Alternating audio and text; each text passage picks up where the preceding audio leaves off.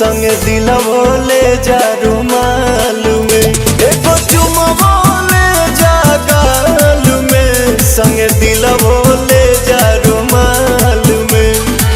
जातर रजावा चढ़ के जहाजवा पसिहन मोहिनी के जाल में, एगो चुमवो ले जा गाल में, संग दिलवो ले जा रुमाल में, एगो चुमवो ले जा गाल में, संग दिलवो ले जा रुमाल में।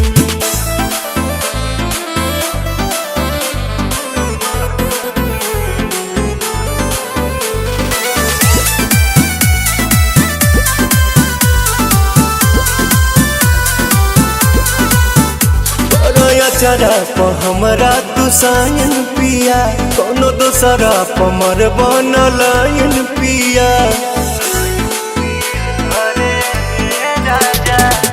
बिहना केहू के हमार वाला हक हो, मेहर के जात हई होइए जाला सक हो। सातो बचनवा न भोले हो सजनवा, लजिया बचैहा हर हाल में, एगो चुमवो ले जा गाल में, संग दिलवो ले जा रुमाल में, एगो चुमवो ले जा गाल में, संग दिलवो ले जा रुमाल में।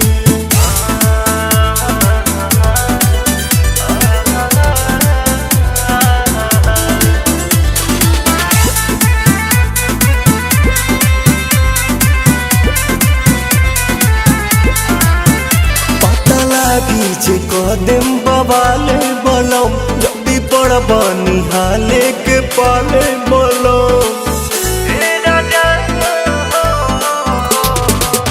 आँखी में हमरा जे आवे दे बयासु, खालिम जहरिया ए पवन प्रियांसु।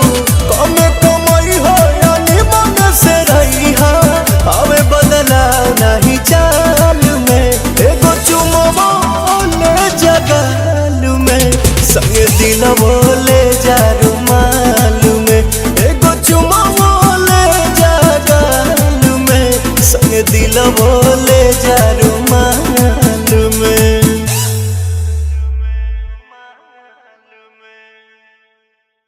चुमवो ले जा गाल में, संग दिलवो ले जा रुमाल में, एगो चुमवो ले जा गाल में, संग दिलवो